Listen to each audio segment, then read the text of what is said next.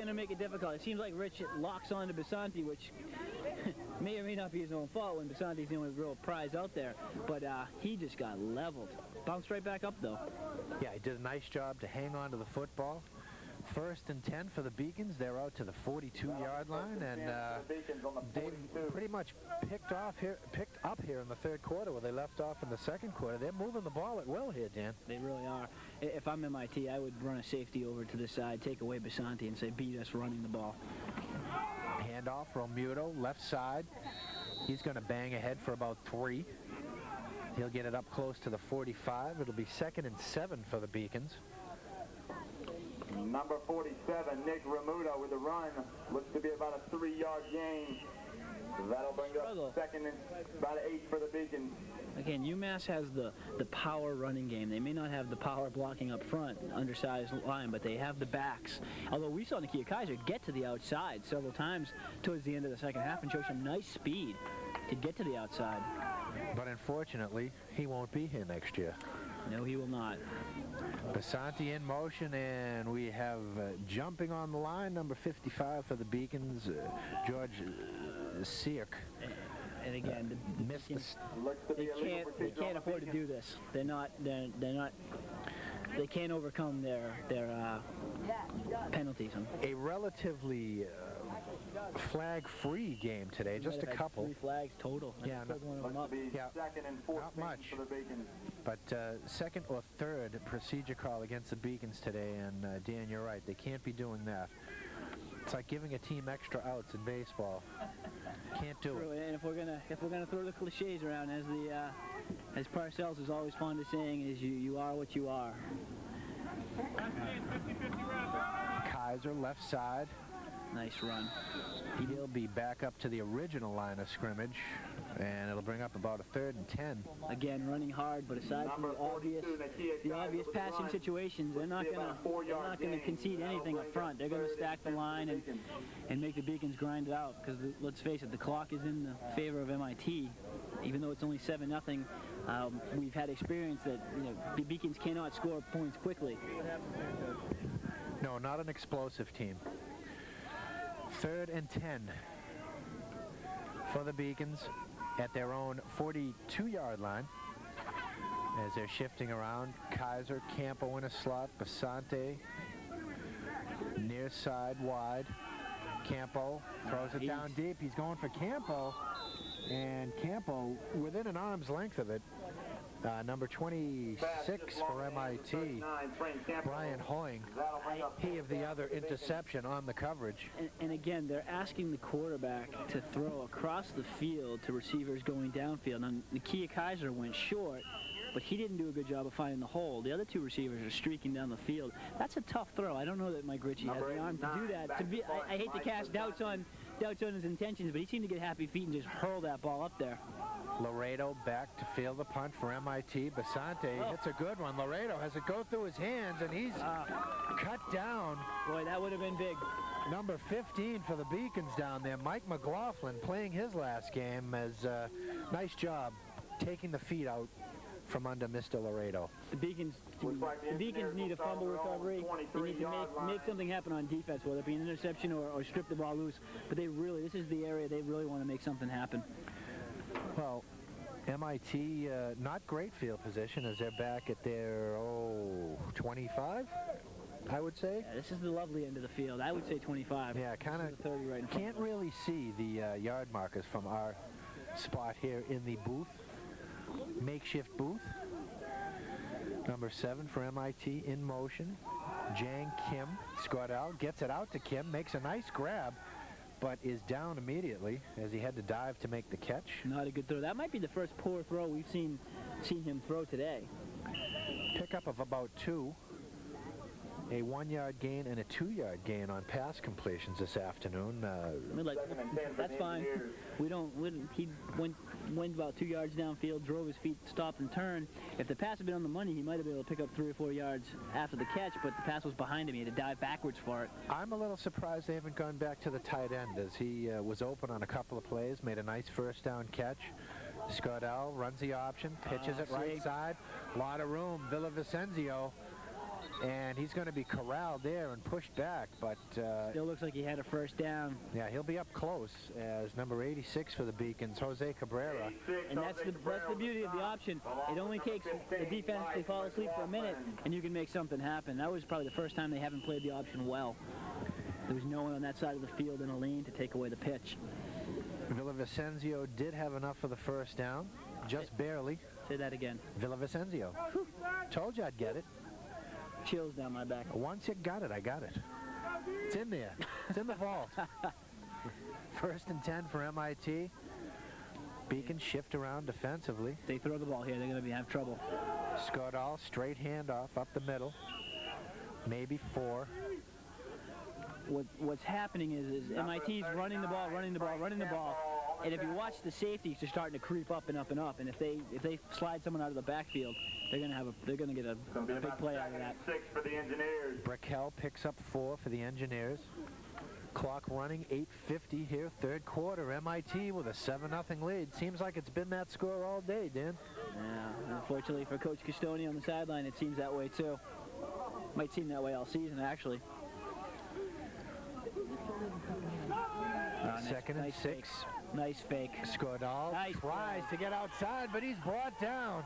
And number 59 for the Beacons. Nice play by Derek Bowers. Great play to hang on to Scodall and get him down. Scodall wanted to go right. He couldn't do it, but he couldn't get away from Bowers. A big defensive play. Yeah, one of the few times they've been able to catch Scodall. We're at 3rd and 9. This is a big defensive play. If they can force him to punt the ball here, they'll be in good shape. Yeah, for a change, M.I.T. defense has been on the field a lot this afternoon. Yeah. Not so much the Beacons. And that's a nice change for the Beacons. And the flip side of that is, though, unfortunately, most of the players that are on offense for the Beacons are on defense as well. Right here in the slot, they're going to have a problem with this tight end. He's wide open.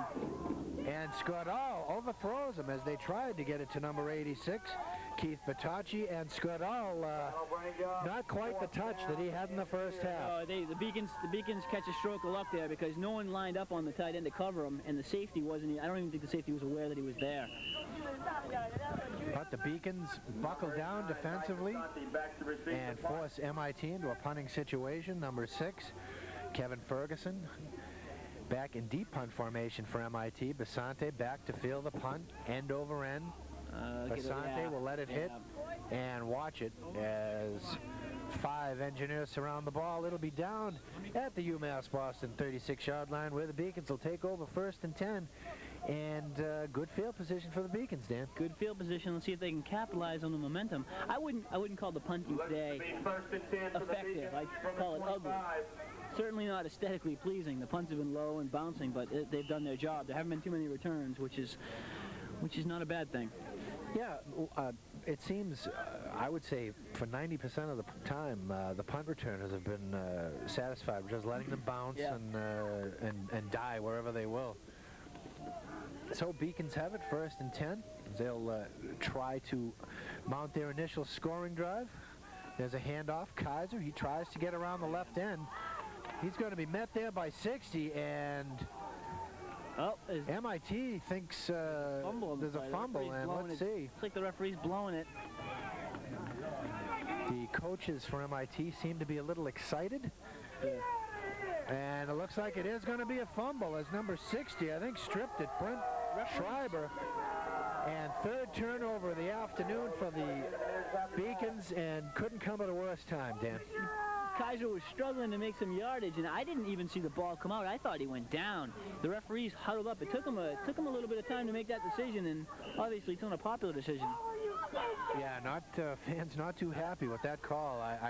We really didn't see in there. I didn't see it. Unusual to see him take so long to make a call like that. Yeah. Usually they're right on top of it. But give them credit. They stopped, talked about it, and hopefully they got it right. But this is not a good. And Beacon defense fired up now as number 31 on the carry, Kip Johan Breckel, gets nothing. Yeah, the Beacons can't give anything on this series. They need to force a punt and get out of this. Looks like Breckel lost about 3 as... number 70. No, he lost... Actually, Breckel, no gain. Barnes with the tackle, and this is a big series here, Dan. If I'm the M.I.T. coach, this is 4 down. I'm not going to punt the ball here. I'm obviously going to look at 4 downs. Second and 10, Beacon 33. Scotto takes a snap, option left. Pitches it left side, Villavicencio, and he's going to run out of bounds at about the 29 as the Beacon defense did a nice job stringing that out. Strung that out right down the line. Quarterback pitched it just as he got hit. He's lucky he didn't fumble it. Beacons could use a big play here. They got to hold 2 more, and they'll be out of danger. Well, third and about 6. We will assume it is 2-down territory. I don't think their kicker would have the leg. No. As a slight breeze blowing out towards the water coming from... They need to identify players right now. Breeze coming from near side to far side. 4 receivers. Third and 7 for M.I.T. Right you are, Dan. 4 receivers set. Scordell back to pass. He shifts around, and Artie Barnes is going to wrap him up and sack him back at the 36-yard line. Barnes once again. Just great day for Artie Barnes. Great season. What can you say about the man? Artie Barnes is the player on defense for the Beacons, and he came through there. Initially blocked. The quarterback came to his side. He shed the blocker with one arm and made the tackle. Beautiful play by Barnes. And they are going to punt it out. Oh, it's a fake. As it snapped back to 21, and he's going to throw it up. A dive, and it's caught out there by number 12. The question is, does he have enough for a first down? Danny Bush made the catch, and it comes up short, and the Beacons hold once again. The Beacons catch another break there because he was wide open. If that pass is a little bit better, he's still running. Well, number 21, not on our names and numbers here, Dan, but it was a short snap. He rolled right, threw it out. Heck of a grab by Danny Bush, but just short of the first down. I like the call, and I like the execution of the play. That was a nicely designed play. Yeah, hey, if it's an incomplete pass, UMass has it at the 36. Yep. Exactly. So now they have it at the 25 or so. New look here. Different formation for the Beacons. Rich quarterback, keeper up the middle, and not much, maybe lost a half a yard. I may have to question that call. Well, that's at least the second time, maybe the third, that they've run that play on first down. Well, they sent 2 receivers to the near side. They're trying to spread out the defense. Unfortunately, the defense isn't respecting those 2 receivers at all. I mean, they're not respecting the 2 receivers at all. So it's not going to work. We'll say no gain on the play. Second and 10 for the Beacons at their own 23-yard line.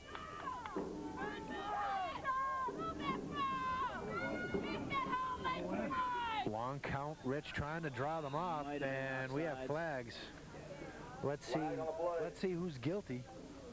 And the key is who moves first.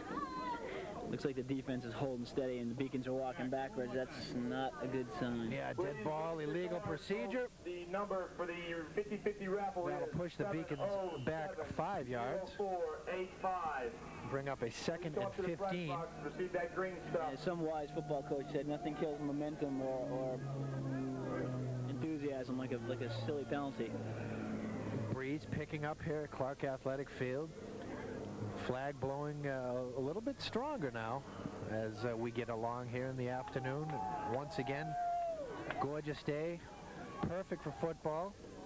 Nice day for a Beacon win, but so far nothing doing. There's a handoff left side and maybe a couple of yards, and third and long. And right now, M.I.T. has snatched away the momentum in this game. And this is going to be a key play. Not so much in if they make it or not, but what they try to do. We've seen them turn it over now twice on interceptions, and they have to be very careful. Especially where they're on their end of the field, and M.I.T. has already picked it off twice. They really need to be careful. Yeah, 3 turnovers on the day for the Beacons. Really, they come out with 1 receivers. One of them hurt badly. One of them could have hurt, and one of them was right before the half. Third and about 13 for UMass.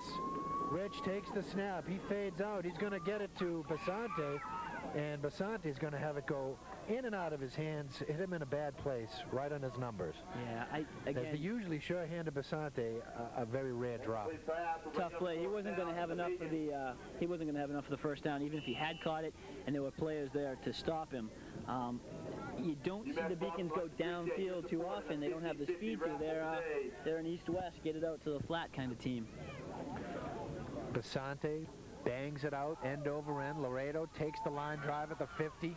He's up to the 45, 40. He loses the ball, but he falls right back on top of it.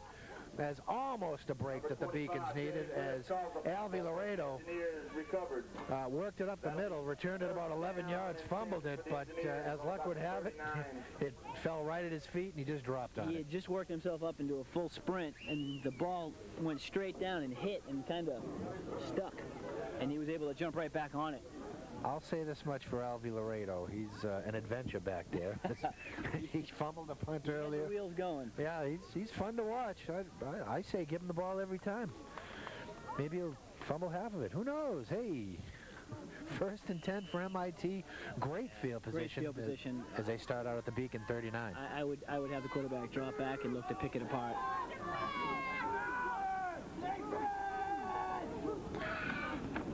Scordell fakes the handoff, keeps it, goes right side.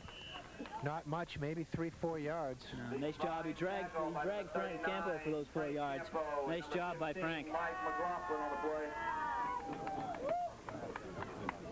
3:25 clock running left here, 3rd quarter. Still 7-0 M.I.T. Let's see what M.I.T. does. They're second and 5, 2nd and 6 here. Yeah, good situation for the Engineers. Once again, a key 1st down yardage sets the table for the rest of it.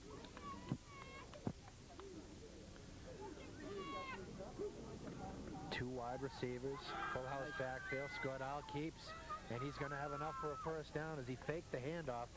Took off around right end. Good yardage for Dave Scordell. He did a nice job. The linebacker who had containment on that side froze for a second, waiting for the pitch, and he just cut up inside. That was a nice play. Good decision by the quarterback. Spears with the tackles. He's got a cheering section down here to our right. It'll be 1st and 10 for M.I.T. at the UMass 27-yard line. M.I.T., we've seen that option start to work a little bit here and there. They're starting to get a little bit more consistent with it. Well, M.I.T. right now, Dan, if you notice, when they break the huddle, they're sprinting up to that line. They're playing with a little more confidence right now. Scordell, pitch, left side. And McQuish with the tackle, but not before a gain of about 4 yards. Behind by number 87, Jason McQuish. Yeah. There are two ways to bury a team, and it seems odd to be talking about this at 7-0, but you can either grind it out or you can do it quickly. Go up top, and they're grinding it out right now. It just takes the heart right out of a team. Mike Flanagan with a pickup of about 5 yards. 2nd and 5, and slowly but surely, Dan, you are correct. These Engineers dissecting the defense right now. And they've run two or three running plays. Let's see if they stick with it. Might go up top. They got 3 receivers right now. Scordell back to pass, shoots it out right side, goes to the big tight end as he's going to make the catch at about the 12-yard line and be ridden out of bounds. Keith Patacci, he'll have enough for a 1st down, and right now M.I.T. knocking on the door. M.I.T. doing a nice job of mixing up their plays. That was a very nice touchdown. He floated that right over the... They almost had double coverage on that. He floated that pass over the inside man, and the safety was slow to come up and get in on the play, allowing the tight end to make the catch. But a nice pass by M.I.T. quarterback. Scordell. Yep. Yeah, he's done a nice job today. 1st and 10, Engineers at the Beacon 14-yard line. Scordell, straight handoff. Breckel moves it up the middle, maybe 2-3 yards. And even a field goal now, Dan, would be huge. Yeah, you'd hate to say that would be the difference in the game, but nice job by M.I.T. in that inside handoff. So they've run it to the outside, they've run it to the outside. Nice little touch pass over the middle, and now they grind it up the middle. 2nd and 6, Engineers. 2 wide receivers, 2 men in the backfield. Scordell barks out signals. Straight handoff to Flanagan. Looks like you got at least 3 or 4. Yeah. Again, if you can do several things effectively, you're going to be successful most of the time. Engineers will be close to a first down. It'll bring up a 3rd and 2 as they're inside the Beacon 10. And get tired of saying this, but big play for the Beacon defense once again. They're getting worn down now. When you watch the Beacons break, you're absolutely right. There was just a little bit of a break. Looks like. As the third quarter ends, we'd like to remind all folks. Yeah, we have reached the end of the third quarter. Big play coming up for the M.I.T. Engineers. At the end of 3, it's M.I.T. 7, UMass Boston nothing. We'll be right back after these messages. Mom, what's in this book? What's in this book? Oh, it's lots of meetings, appointments, and important people. Mom, is my name in this book?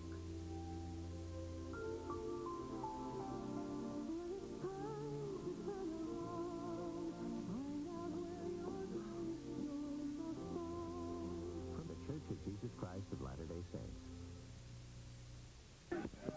Well, welcome back. We're just underway, or just about to get underway, fourth quarter. 3rd and 2 for the Engineers inside the UMass Beacon 10-yard line. Scordell keeps it option. He'll have enough for a first down. There's a loose football, but once again, M.I.T. lands on it. Number 15 with the recovery. Greg Nelson has 2 fumbles on this drive, Dan, and twice M.I.T. players just right there and falling on it. I was just about to use another cliche that M.I.T. is playing with a sense of purpose right now, and then they go ahead and fumble, but unfortunately UMass can't capitalize. M.I.T. definitely has momentum. They had the momentum for pretty much all the third quarter. Yeah, no scoring in that third quarter, but M.I.T. knocking on the door right now as they'll have it 1st and goal just outside the 1-yard line. And we've seen the ball hit the ground two or three times, and UMass hasn't been able to capitalize to get to the ball. Scordell hands it off to... Look at Artie Barnes at the bottom of that pile. Mike Flanagan got nothing. He might have lost a yard, and right you are, Dan. Barnes, once again, just almost there for the handoff.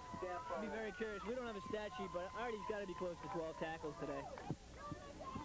Well, he's the heart and soul of this Beacon defense, and that'll be a big loss next year. And Mr. Barnes will be off to bigger and better things, hopefully. Loss of, call it 2. 2nd and goal from the 3. Scordell bangs it in there, and he's going to be shy of the goal line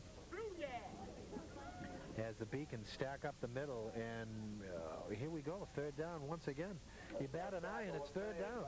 I hate to say the biggest play of the game, but number 59. Big play number 62. I would run the option, let the quarterback make the decision. He's been effective all day. Okay, here we go, 3rd and goal from about the 2. Scordell loses the handle. There's a pileup. Let's see who recovers. Beacons recover. Looks like the Beacons have recovered a fumble. There is a flag. Beacons recover. Let's wait and see what the referees have to say. As Scordell took the snap, I don't think he ever had the snap, Dan. He just lost the handle. I don't think so. I think it went right down. Illegal motion. Beacons do recover, and finally the Beacons fall on one of those fumbles, and UMass Beacons dodge a huge bullet. Finally a break for the Beacons. However, they're pinned pretty far back, but a nice stand by the defense. They did a very nice job stacking them up to 3 plays before finally getting the turnover. Now Beacons hanging around here. They're about 99 yards away. And the key here will be the offensive line has to block now. 1st and 10, UMass at their own 1. Rich under center. Takes the snap, hands it off, and Campo, I believe. It was Campo. Gets it out to maybe the 2, as if there was 8 in the box before, there's probably 10 in the box now for M.I.T. M.I.T. knows that they haven't been running pitches and sweeps. They're probably not going to start now. Everything's going to be up inside. Boy, I'd almost take anybody with speed now, maybe R.B. Spears or somebody like that, play action and just throw it. Just say, look, I'm going to throw it to about the 35-yard line. Can you please run under it? Again, get a second receiver, but they're not going to. Pasante in motion. Rich hands it off to Kaiser. Kaiser bangs it out close to the 5. And it's going to be 3rd and about 6 for UMass. Let's look ahead a little bit. We're down here. If they don't convert, we've seen wondrous things happen with the punting here. Yes. And there's a very good chance that MIT is going to have a very good position, which is going to put the defense right back in the same stance they were just in. Well, if I'm MIT, if the Beacons don't make this conversion here, if I'm MIT, I send the kitchen sink after the punt. Okay, 3rd and about 6. Fans getting into it, making some noise. Rich fades back to pass. He's in his end zone. He throws it out, and it should have been picked off. As number 26, Hoying, he would have had 6, Dan. Passing is an adventure.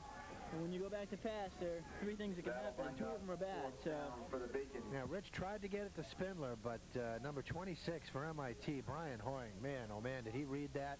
He had it in his paws and just dropped it. He was one of 3 that read it, because there was someone coming from the other side and someone behind the receiver. Pasante punting out of his own end zone. Right on the end zone line. Yep, good snap. Ooh, bangs it out of there. It's going to come near side. Laredo, again, he's an adventure. He grabs it at his 30, kicks it out of bounds. Luckily for MIT, it was near the sideline. Yeah, MIT almost blocked that punt. Yeah, they had someone right up the middle, number 60 right here, right up the middle, hit 2 hands up. I believe the punt went right between his hands, but he is an adventure back there with that ball. It might be exciting, but not the right kind of excitement. I'm telling you, I want to see him touching the football more. Once again, MIT takes over. Great field position as they have it at the Beacon 30-yard line. 11:31 left here, 4th quarter. And Beacon's hanging in. They trail at 7-0, but it's been 7-0 for about the last 9 hours. They've definitely dodged some bullets. Yeah, absolutely. And right back into a pressure situation. Again, quote, a key situation. Yeah, turnover out here would be nice. All right, Scordell brings him up, 1st and 10. He pitches it left side.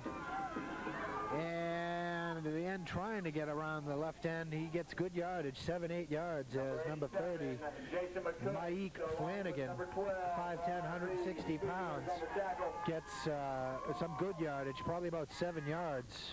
Crowd to our right, definitely into the game. The question is, how much gas do the players out there really have? Wow, that'll bring up about 2 if anything, they control the ball in the first half.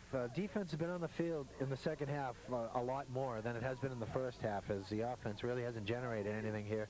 And players will tell you, and you hear the commentators from pro games tell you, it's a lot more tiring to play defense than it is for offense. No, absolutely. Playing offense, you're having fun. 2nd and 4, handoff up the middle, as Breckel will be close to a 1st down, and it looks like he might have it. 31 on the carry was in fact, he does have it.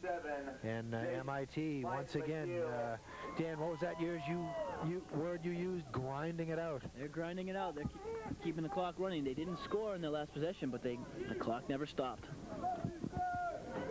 And battle of field position, just all MIT here. After the initial Beacon drive starting the second half, Beacons haven't crossed midfield just that one time. 1st and 10, MIT, clock running, 10:50. And there's a pitch left side, and that's a great play. Flanagan hauled down as Frank Campo smelled it out and threw him out of bounds.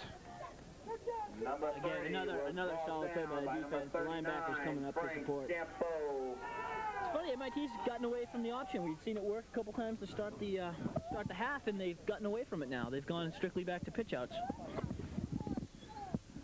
Yeah, they've run kind of a psychotic offense today. At times looking very unstoppable, but at times looking very ordinary. We've seen them do some very nice play calling and execution. Down here comes to mind when they were at the end of the second quarter, but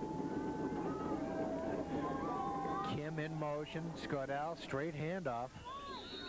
Gives it to Brickell. He's up the middle for 2 or 3. That'll bring up a 3rd down. They're trying to power the inside game, and they haven't been able to do it all day. There really hasn't just one touchdown run inside, but UMass has been waiting for it. That'll bring up I've developed a case of a hiccup there. For the Engineers.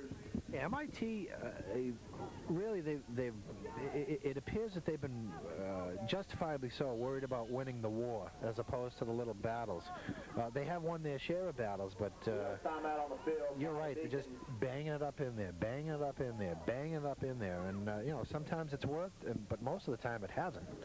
But still, they're ahead where it counts, Dan. Yeah, and this is a good timeout by the coaching staff. One, it's third down, key situation, obviously. You're talking it over with your players. But this gives them a chance to rest because as you look down there, you see players going down. Frank Campo goes down to a knee. They're tired. Yeah, the sun has disappeared, a little cooler now. I would think that that would help their stamina a little bit as opposed to being a hot or even warm day. They've had great weather these Saturdays.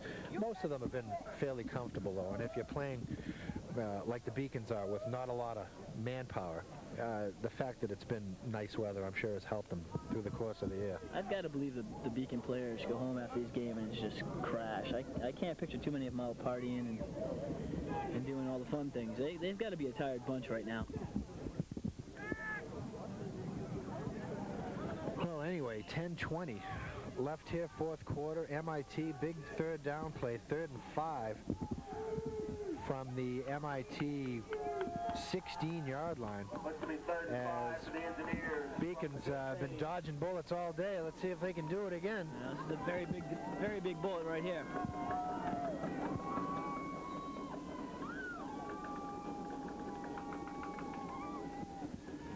Scodall, straight handoff. No, he fakes the handoff and then dives forward. I think he's going to have a first down. It's once again good ball fake by Scodall. Reach have it, yep. There's the indication. So now they have 4 downs. Being inside the 10-yard line, now they have 4 downs to Looks to be a first down. put some icing on this cake. Well, here we go again. 1st and goal from the 9. Deja vu all over again as MIT was down here a moment ago, only to lose it at the 1. As right now they will go, or try to go, for the knockout. Flanagan, Breckel in the backfield. Scodall calls signals. Gives it to Flanagan. Flanagan tries to pop it over the left side. Gets down to the 5. Looked like he saw something there, but just couldn't get it outside enough. Campo's done a good job these last 2 series. He's been all over the field. They've managed to seemingly neutralize Artie Barnes for the moment, but Frank Campo stepped up. I would imagine Artie's getting at least a double and maybe a triple team right at this point. See if we can keep our eye how many MIT gentlemen taking on number 70 here on this play. Second.